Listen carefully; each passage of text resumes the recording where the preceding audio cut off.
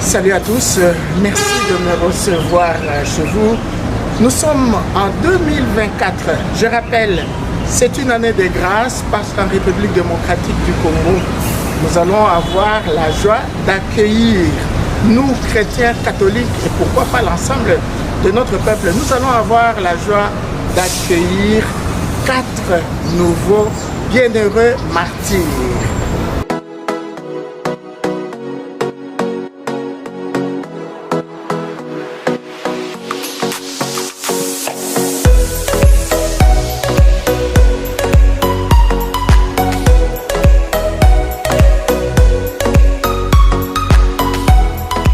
Nous en avons 2 déjà que vous connaissez très bien. La bienheureuse Marie-Clémentine Anouarite Nengapeta, une religieuse morte à 25 ans. Elle a été béatifiée par le pape Jean-Paul II à Kinshasa le 15 août 1985.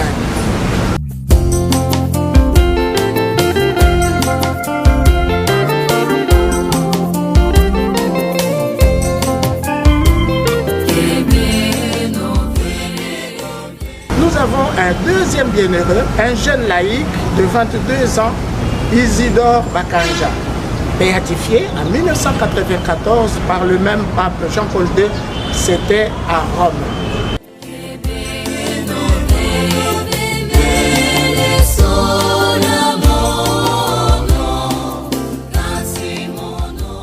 En cette année de grâce 2024, nous allons avoir la joie de compter 4 autres bienheureux martyrs pour l'Église de notre pays.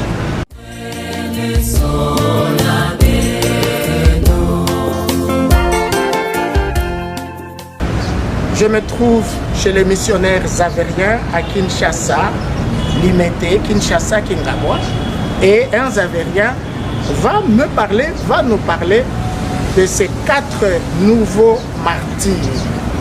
Bonjour mon père. Bonjour, bonjour. Vous êtes Turco Faustino, n'est-ce pas? Alors, ces 4 nouveaux bienheureux martyrs que j'annonce, qui sont-ils? C'est d'abord l'abbé Albert Joubert, prêtre congolais, puis Vittorio Faccin, Luigi Carrara, Giovanni Bidonnet. Abbé Joubert et 3 missionnaires zavériens. Luigi Carrara et Giovanni Bidonnet étaient des prêtres, Vittorio Faccin est un frère. J'ai annoncé qu'ils vont être béatifiés en cette année 2024. Quand exactement? Leur béatification aura lieu le 18 août à Uvira. Qui va les béatifier? Jean-Paul II n'est plus là. Ce n'est pas le pape François non plus. Le pape François a choisi son représentant à la personne de son éminence, le cardinal Fridolin Ambon. Donc, rendez-vous le 18 août à Uvira, dans la province du Sud Kivu. Mais on n'y va pas, il n'y a pas la guerre là-bas? Tout le monde se pose cette question, mais c'est une nouvelle qui a une grande espérance pour la population qui, depuis la mort de ces vénérables martyrs, a toujours eu eux comme référence. Ils sont considérés comme les ancêtres de la foi dans cette partie du diocèse d'Uvira, puisqu'ils ont été tués au commencement, on pourrait dire, de la paroisse de Fizi et de la paroisse de Baraka. Alors pour nous qui ne sommes pas du Sud Kivu, qu'est-ce que nous avons comme référence? Le lac Tanganyika? Exactement. Le pays voisin, le Burundi? Donc nous sommes à Sud Kivu et Baraka est une paroisse fondée en 1948 et elle est juste au lac, au rivage du lac Tanganyika. Celui qui est à Baraka voit la presqu'île de Lugwari et au-delà de Burundi. Alors, vous-même, Turco Faustino, qui êtes-vous pour nous parler, pour être celui qui doit nous parler de ces martyrs? Je suis missionnaire Xaverien, vous l'avez dit, au Congo depuis 1998 et j'étais vice-postulateur au moment de l'enquête diocésaine quand la cause de béatification a commencé en 2016 à Uvira. Actuellement, je suis le postulateur général et je suis la cause dans la phase romaine. Père Turco Faustino, vice-postulateur, puis postulateur. Qu'est-ce que ça veut dire, postulateur? C'est un service ecclésial. Le postulateur est celui qui demande. Il se fait, disons, représentant d'une demande de la part du peuple de Dieu qui a reconnu dans les serviteurs de Dieu une vertu particulière. Il y a une renommée de sainteté reconnue par le peuple, de sainteté, de vertu héroïque et de martyr. Alors le postulateur est celui qui accompagne le désir du peuple de Dieu avec l'évêque, dans ce cas-ci l'évêque d'Uvira, et l'essentiel, Monseigneur Muyengo Sébastien Joseph. C'était donc avec lui que le peuple de Dieu a fait cette demande.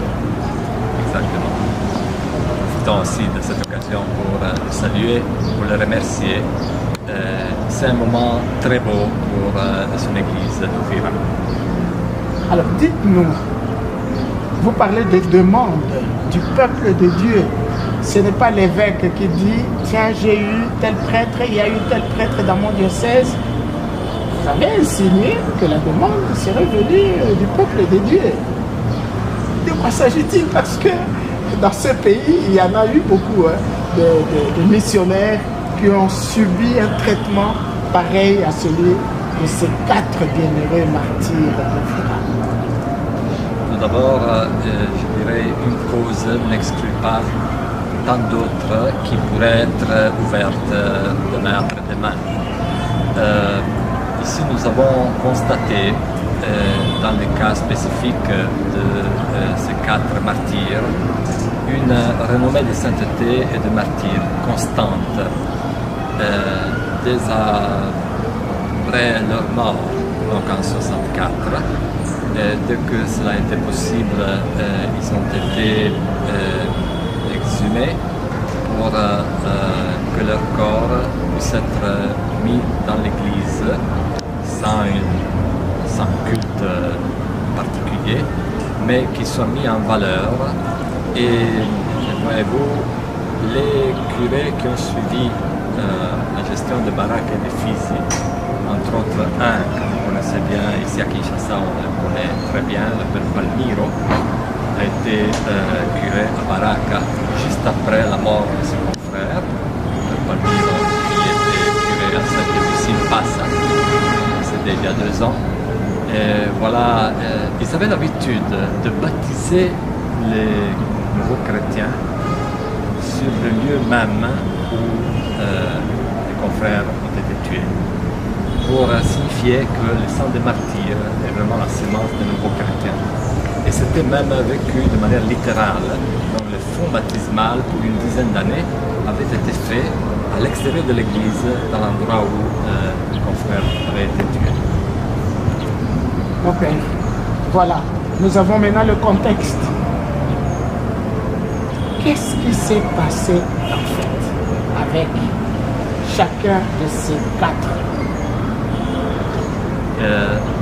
3 Xavériens étaient très jeunes, de 30 à 34 ans. Et il y a un parmi eux qui était venu 2 ans avant, donc en 1962, et les 2 autres en 1959. au Congo. Donc ils ont fait de 2 à 5 ans de vie missionnaire dans le pays. Ils sont un modèle de jeunesse active dans l'annonce de l'Évangile. Et l'abbé Joubert avait 54 ans quand il est décédé. Puis il venait de... Actuellement, on l'appelle Moba, Saint-Louis. Et donc nous sommes dans la province de Tanganyika.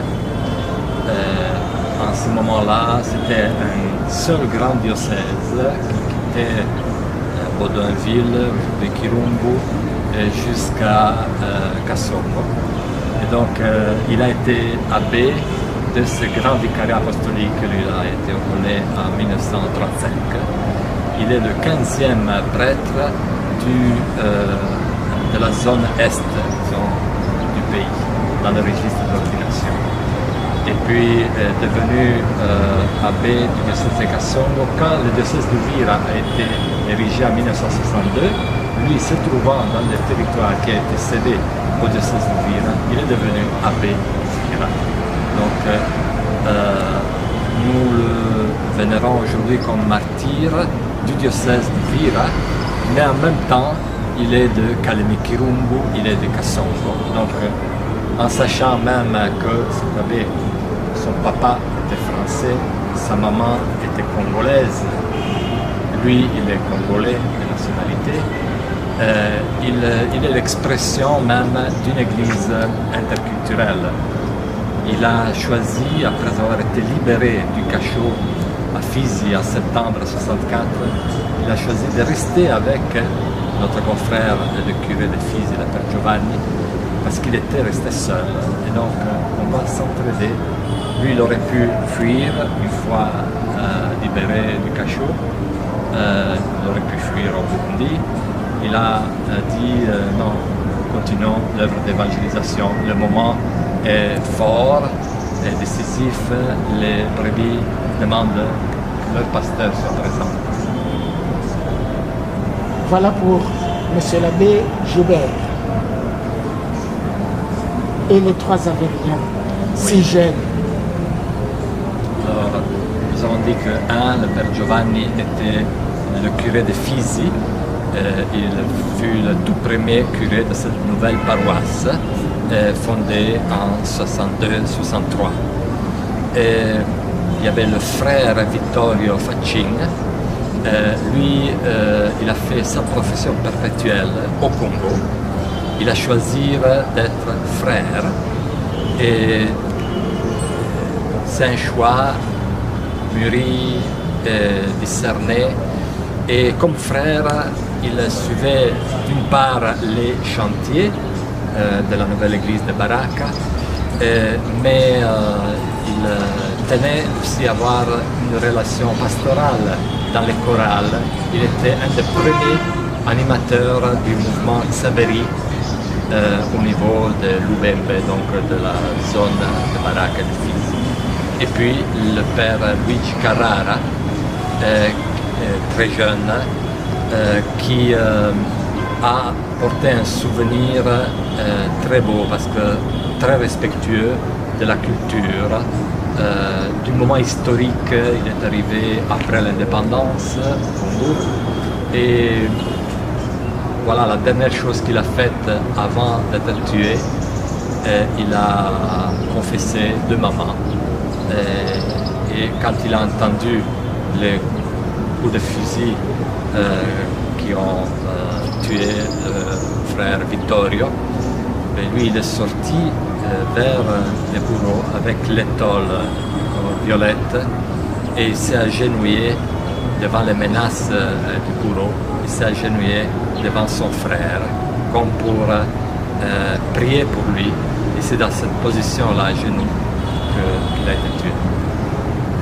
C'était en 1964, il y a 60 ans. C'est loin, ce n'est pas loin dans l'histoire.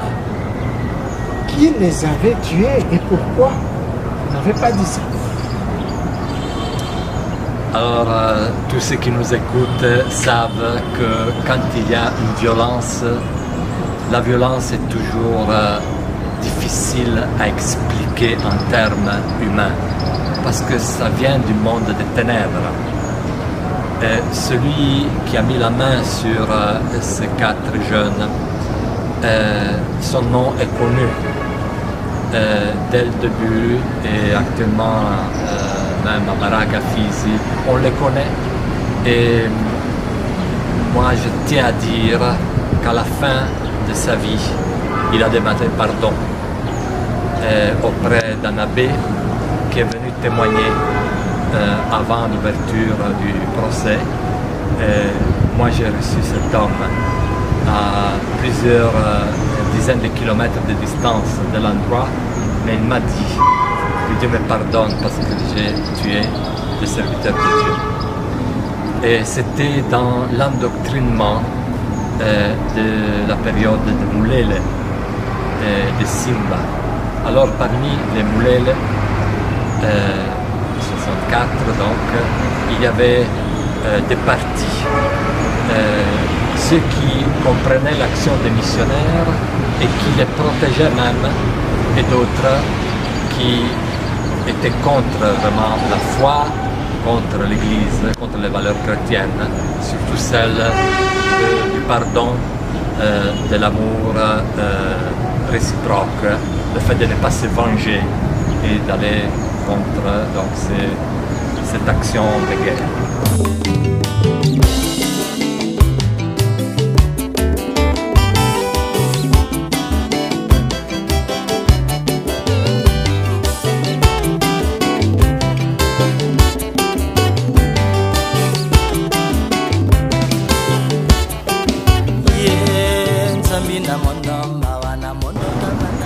Et voilà, 60 ans après, le Saint-Père François accepte que ces 4 frères nous soient présentés comme des modèles de foi, de charité.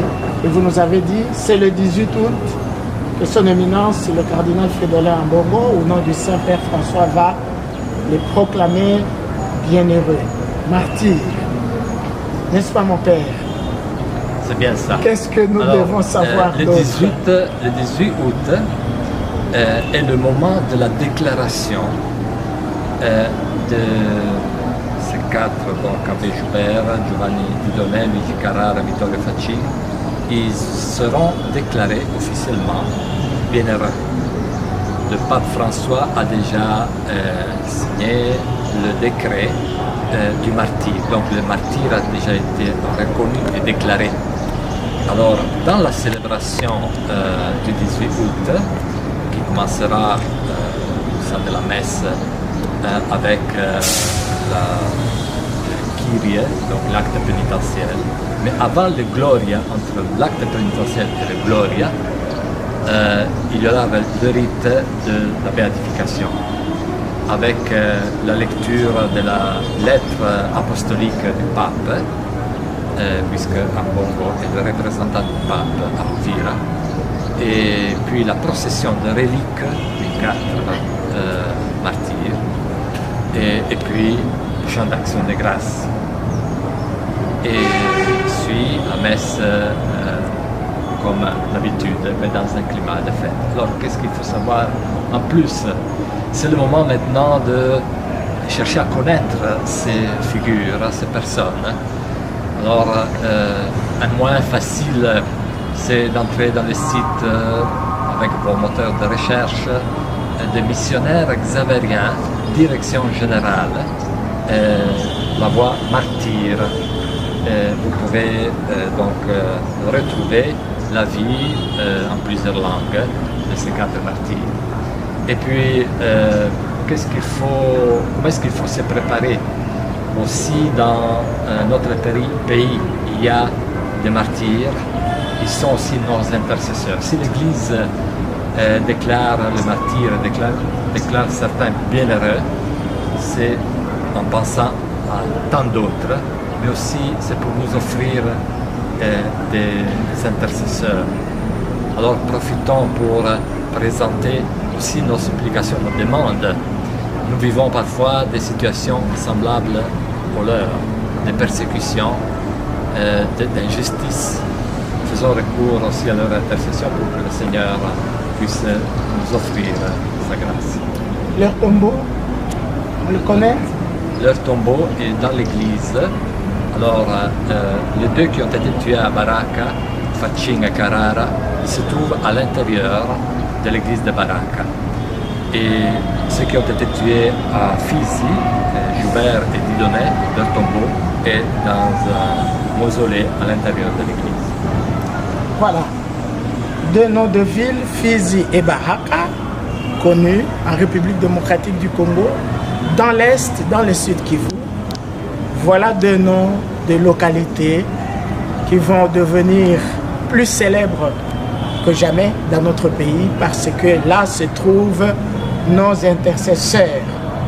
Merci beaucoup, mon père Turco Faustino, postulateur. On doit apprendre à enrichir son vocabulaire avec des termes comme celui-là, postulateur. Eh bien, nous aurons à apprendre également à ajouter à Isidore Bakanja et Marie-Clémentine Anuarité 4 autres noms dans notre pays, dans notre église, en cette année de grâce 2024. Nous attendons et nous serons tous de cœur avec nos frères et nos sœurs qui seront présents là, autour de son éminence, le cardinal Fridolin Ambongo, légat du Saint-Père François, pour la grande fête de notre Église en cette année. Merci mon Père. Merci Père Jean-Baptiste et salutations et nos remerciements à tous ceux qui nous suivent.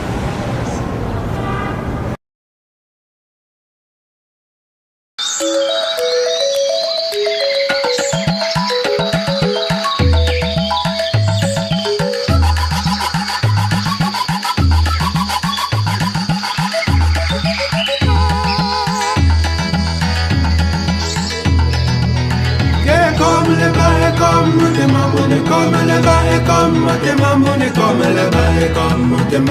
comme le bain, comme le bain, comme le bain, comme le bain.